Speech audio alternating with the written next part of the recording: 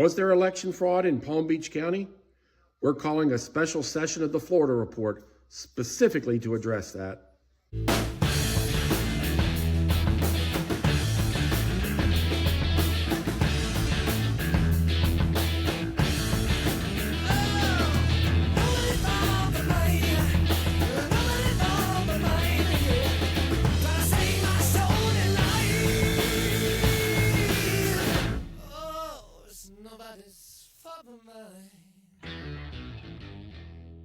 So we are working overtime here at Making Waves. I guess you could say, in a manner of speaking, this is our first ever special session here at the Florida Report. And I'm joined by my friend and co-host Tracy Caruso. Tracy, you know I don't like special sessions, and here we are called back in to do an update of our most recent pod. You know, we just got finished recording on Sunday about the special elections that were held last week. If they subscribe to Making Waves, the Florida Report, they can see what we just got finished saying yesterday. But here we are back again because there was some breaking news, I guess, yesterday morning, you know, right after we posted the pod. There were reports of maybe some election shenanigans coming out of Palm Beach County. And of course, you know, that kind of harkens back a few decades. You know, we don't ever want to hear about shenanigans down in Palm Beach County. But, you know, I couldn't think of any better way to address those issues or concerns than to get my friend Tracy Caruso back on the pod, because obviously you're from HD 87. Obviously, you know all the parties involved down there in Palm Beach County. So, Tracy, give us the update, because as far as I know, there was a gentleman who showed up as a walk-in on March 19th, showed up to kind of help out the special election, you know, do whatever he could to help. And while he was being trained, he left the seminar with a thumb drive or something like that. Now, that's about all I know. So fill us in on what you know and the specifics of that. Okay, well, good to see you, Joel, as always. And yes, I got a lot of information because what's going on is we had this special election, and I think that people are just finding it very hard to believe that after a Republican, Mike Caruso, winning this seat by 19 points a year and a half ago, they're finding it hard to believe that the swing was so considerable and that John Maples lost, that it was a 21-point swing. And it does seem pretty incredulous, but I'm sorry to tell everyone it was a fair election, for those of you who would be disappointed in knowing that. The reason why people thought that there might be shenanigans, we have had problems in Palm Beach County before. And actually, 2018 was an example of that election. Ron DeSantis, when he got in, actually, Mike ran in that election as well. I think we remember it with all the recounts. And when DeSantis got in, he removed the Palm Beach supervisor of elections and the Broward one. The one that he removed was replaced by Wendy Link, who is still our current supervisor of elections. So the person that we have in office now was somebody that was trusted to come in. And I'd say that she's very, very well liked in the county. I do think it's good for people to be vigilant and always look at what's going on with our elections. It can't just be based completely on the trust system. So I give kudos to anyone who's watching all of this and questioning it, because I think that we should. But I spoke to Wendy Link, supervisor of elections in Palm Beach County, yesterday, and she gave me a lot of information, gave me the inside scoop of this. So what happened was there was a guy who came in. His name's John Panici, 59-year-old Democrat. Came in. This is not the first time that he wanted to come in as a poll worker. He apparently was a poll worker in 2016 and 18. And he also did some early voting in 2024. When they do these things, they don't just walk in off the street. They do a background check. The background check only goes back 7 years. So there was one thing about him.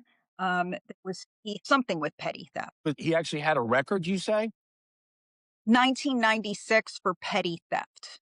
Now, Gotcha. when they do background checks, it only goes back 7 years, but nothing since 1996. So, they didn't know that. But the petty theft actually kind of falls into this. So we come forward to now, and he gets training. presumably to be involved in the March election, but it never came to that. He was so he came in to do training. I'm sorry for looking back and forth. I'm just looking at my notes from when I was talking to her. And what happened was they take a look when they're doing all of your training. They take a look at all of the equipment, the things to see that everything is still there. So they discovered immediately that a thumb drive was missing. So they went back to look at the cameras, and sure enough, they saw this guy, John Panici, put this thumb drive in his pocket. The thumb drive does not have this is very important. It's encrypted and it doesn't have any real information on it. It is just a training tool. So it says anywhere USA is the town, Hmm. all information. But they say that he cannot reverse it in any way and get into the system. None of that is possible with this.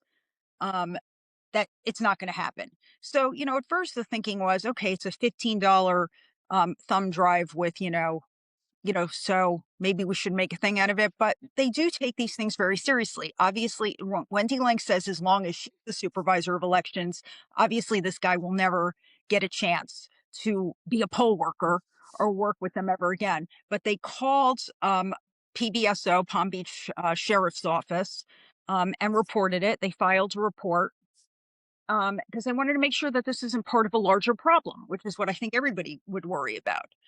And they take these things extremely seriously. So the sheriff's office, they did arrest the guy. This was on Saturday. I think that's the 27th.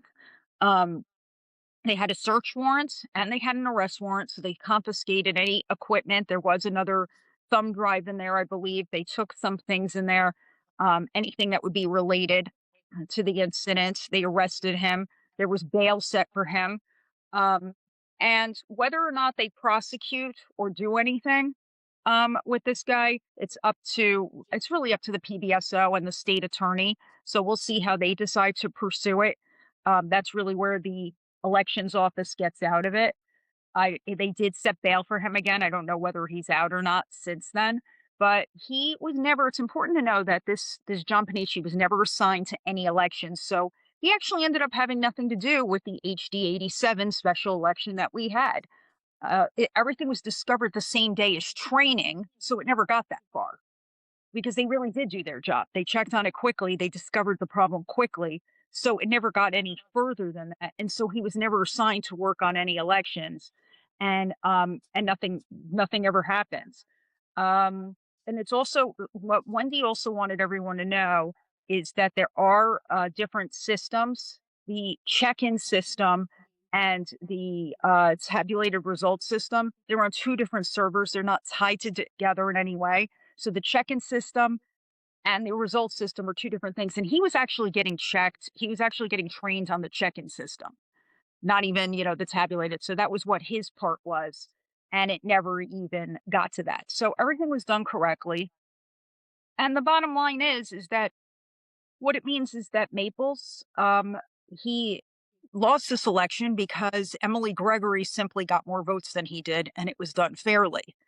The other information that she gave me that I think that you'll all find very interesting is that John Maples may have some larger problems because, I was trying to understand. I'm like, why is it such a big deal? Okay, so he wasn't living where he was supposed to be in the district, but we know what the rules are. He didn't have to live there until, he didn't have to he didn't have to establish a residency until right before the election. But the problem is that he registered to vote and he actually did vote in HD 87.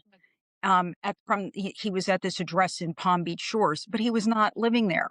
Reportedly, what's happened is he never picked up a key. The electric was never turned on. So someone looked into this. There was a lockbox on the door. No neighbors never saw him. And when he was questioned about it by various news outlets and various endorsing groups, from what I've heard, he told them that he was living there. So that's actually a crime. It's pretty serious. I don't know who's pursuing it or what's what's going to happen, but that's a felony potentially, and it's a problem unsolved at this point, and that's where we are. That's what I think that the voters need to know. Wow. So that's very, very thorough reporting from down there in Palm Beach County. So I didn't know all the specifics that you just gave us, which is very crucial because when you hear Palm Beach County and you hear election materials stolen, I mean, as a Republican, my mind immediately goes to, oh my goodness, what is, are these more hanging chads? What's going on down Mhm. there? But then when you dig deeper, like you said, the report that you just gave us there from Wendy, it sounds like the supervisor of elections in Palm Beach County did everything we would want her to do. Everything was on the up and up. The system was followed and the system actually worked. As you said, this was a volunteer who never got past the training session. Matter of fact, they had video of him kind of snooping around and pulling something out of a computer on his first day. So he was never allowed back. And I'm glad to hear that you correlated what I had heard. You corroborated the fact that look, this is a $10 thumb drive. Furthermore, this was a training thumb drive. I mean, this had, John Q. Public. It had Anywhere USA. It didn't have any specific voter information, real voter information, nor did it have anything to do with election results. And that's the part that our media left out, right? Because I don't know about you, I get a lot of my news from social media. Maybe that's where I go wrong. Maybe I shouldn't do that because you had these right wing pundits that were just all over the place saying, recount, we're going to have to do a redo because we only lost by 800 votes and now we've got vote tampering. Well, I mean, I don't think you could be more clear than you were. This most definitely was not vote tampering. It wasn't, Joel. And the thing is, though, is that I can easily see why people would want to jump to that. There have been, it's something that should be looked at. And election interference is a very serious thing. And in the case of a race like this, again, after a Republican winning the way that he had in the past, and now seeing these results, you could see why people would be like, why? And the real answers to it are really kind of they're a little less glamorous, and they're not it's something. It's like people don't want to face what happened here. Does this mean that this is going to happen in the general election? No, as we discussed in the past, we know that special elections are unusual and the results can be different, and we've seen different things happen then after the general election. Representative Erica Booth is an example. She had a special election prior to that. She lost to a gentleman named Tom Keene. And then when the general election came back, she came back and then she won, which is what I think that everyone, I think that that's what the party is hoping for here. But I think that the circumstances might be different at this time period, but that's a whole other discussion. But the point being that I can see why people would question this, wonder, but I want them to know in this case what the supervisor of election wants them to know. There was nothing that happened here. The election was Emily Gregory won fair and square, and that's what happens in this election.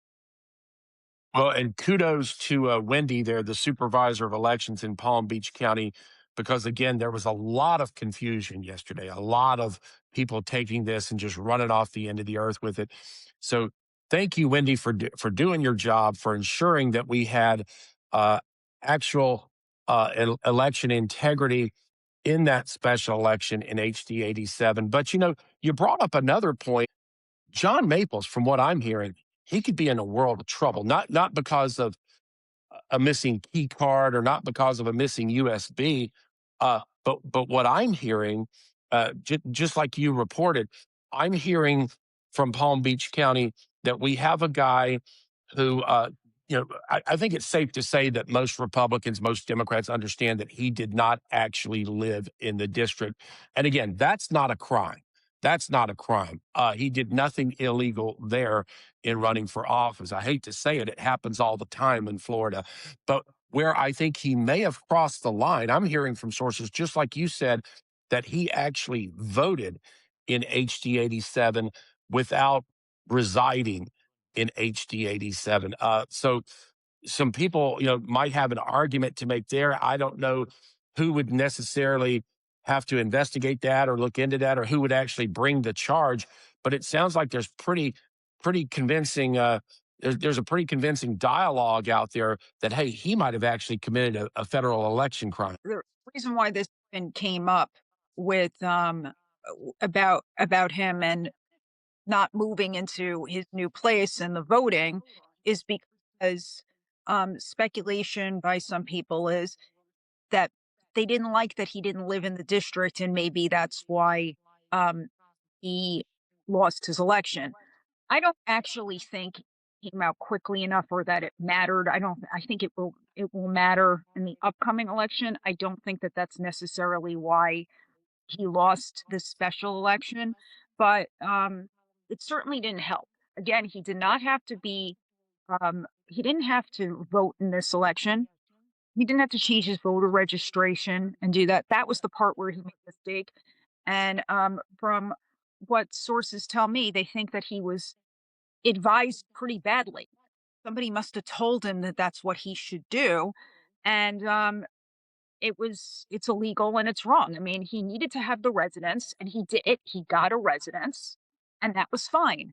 What he shouldn't have done was he shouldn't have changed his voter registration and voted. That's what he shouldn't have done. He should not have voted in this special election.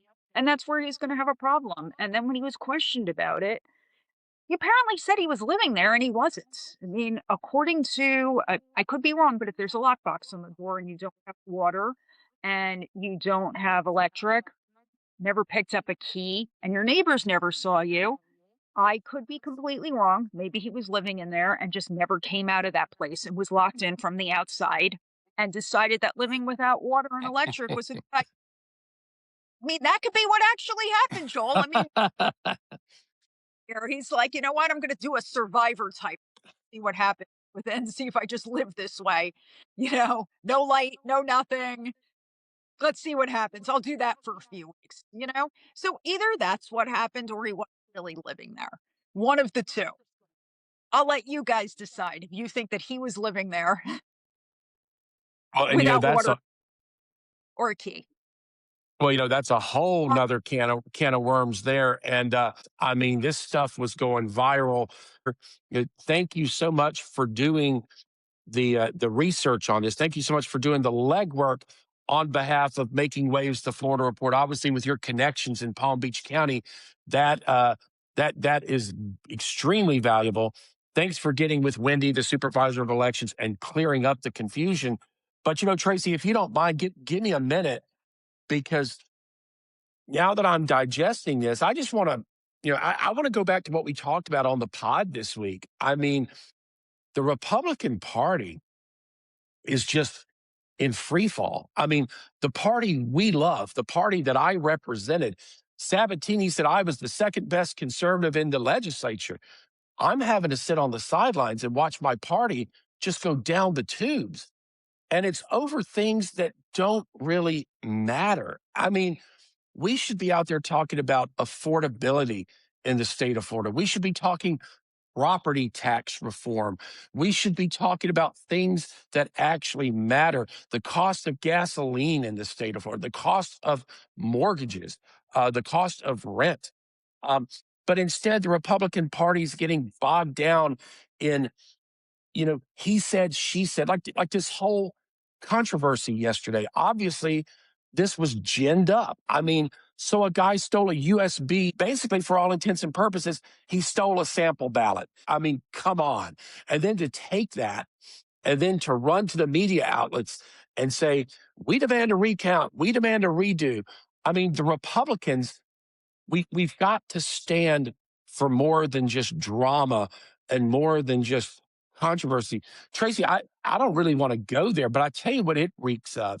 So if you want to know where I started to lose faith in our government, when I started to lose faith in the political process, it was back in the federal election of 2000.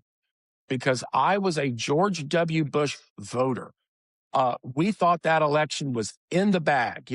Here in the Panhandle, they actually called Florida while we were still voting. I hadn't voted yet. Obviously we're in Central Time Zone, and that's when I was like, wait, what's going on here?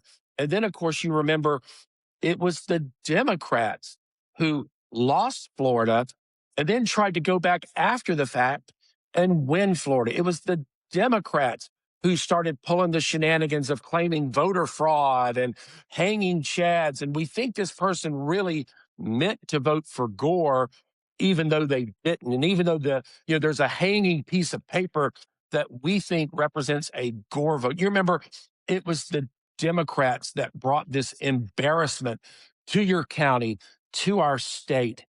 And for it now to be 26 years later, and for me to see my party, the Republican Party of Florida, first of all, they cried racism. If you didn't vote for John Maples, you're racist. Republicans never play the race card. That's one of the reasons I'm a Republican, because I stand and fall on my own merits. I've won elections. I lost an election. It's nobody's fault but mine. So to hear my party play the race card, I was like, okay, this can't be good. And now, after a valid election, to hear about a thumb drive, to hear about one of these, and to go to the press and say we need a do-over, they are using Al Gore tactics, Tracy. It is downright embarrassing. And, it's the same people I've been railing against on my podcast for the last 2 weeks. It's the same cast of grifters. It's the same cast of MAGA Meg. It's the same cast of, all these talking heads who are out there who don't know anything, but they want to stir up drama. They're the drama queens. They want voters to be mad. They don't really want them to be mad for a reason, for any particular reason. They just want them to be mad, and it's not right. These are Democrats using Democrat tactics, using Al Gore tactics. But unfortunately, it's coming from within the tent. It's coming from within the Republican Party, and that just makes me sick. I think that I agree with you about the racism, and you know how I told you this in our last talk, that I thought that it was a very weak position to be in. Um, but if we're going to just get right down to this particular election, I think that the party has a choice. The choice is cut your losses with the candidate that you chose or double down. And from what I'm seeing, they're doubling down. They've invested a lot of money into this. Um, they're claiming that they think that he's a great candidate. And I'm not saying, yes or no, or even that that's the wrong decision.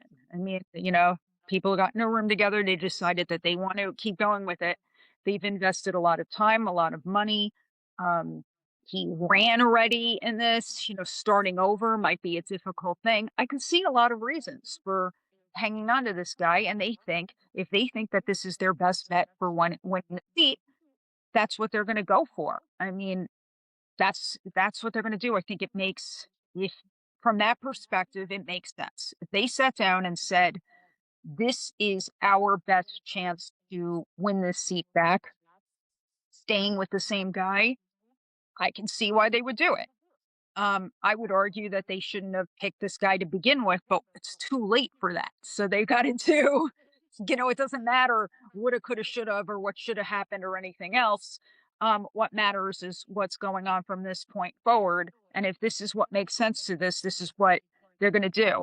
I don't know how you get past this whole, you know, again, I think that they're going to have to prove that this guy lived in a place without electric or water, survivor style, in a home without a key and locked in.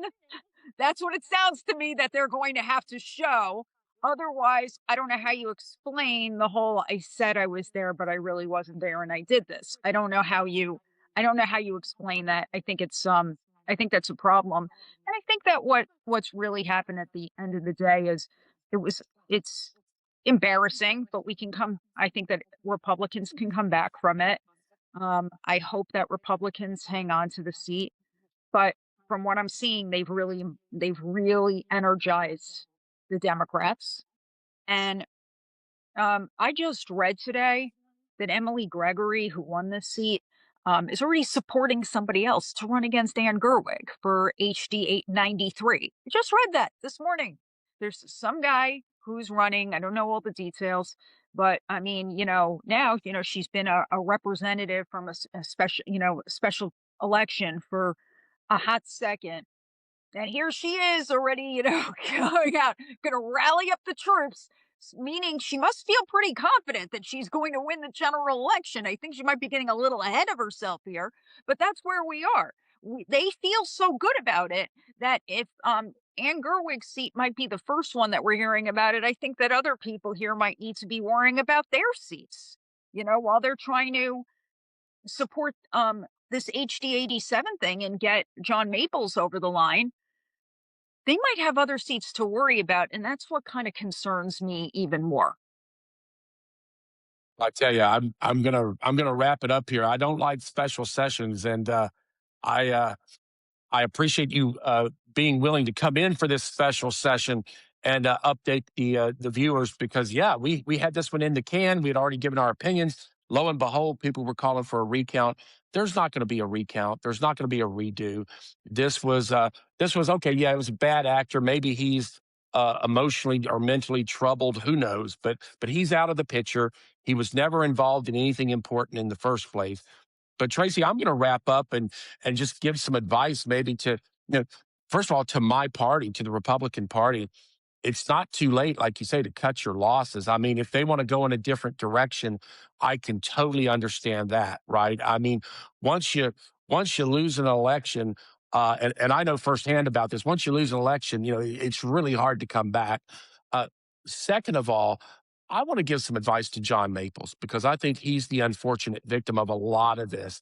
Look, I've never met John Maples. He seems like a nice guy. I mean, he's a financial advisor, financial planner. Uh, John, if you're watching, if you're listening, if you're the guy that's going to do this, if you're the guy that's going to carry the Republican flag, here's some free advice. You've got to connect to the voters of Palm Beach County. You've got to get out of that echo chamber.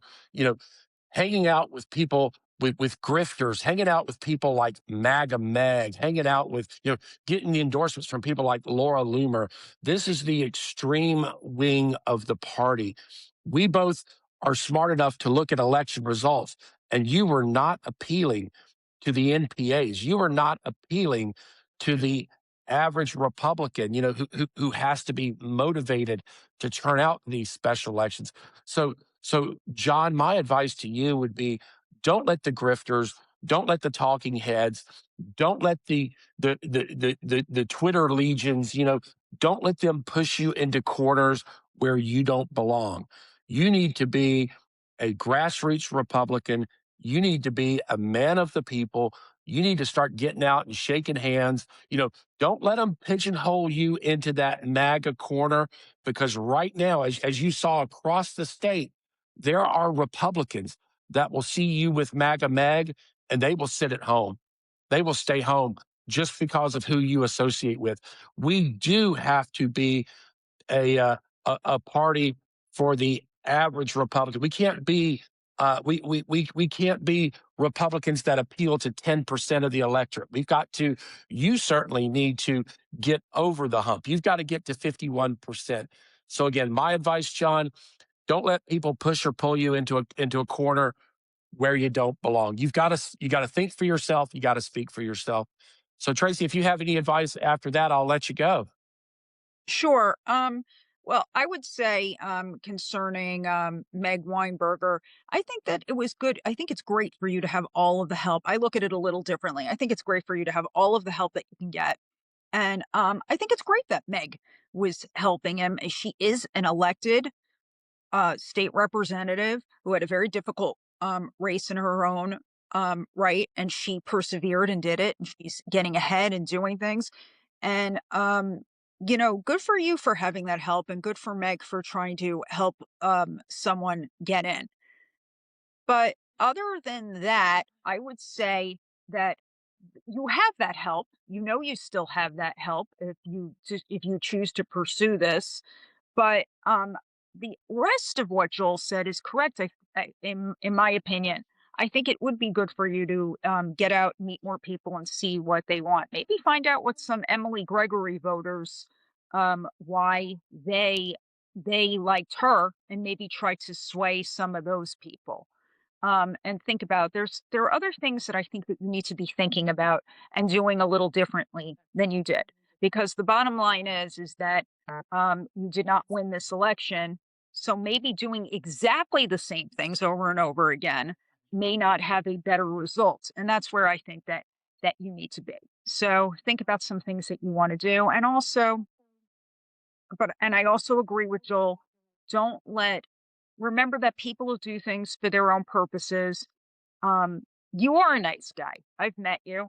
And don't let people use you for their own purposes. Remember, there are bigger things at play, and you can do more. You can get help, but you can do more and be your own independent thinker.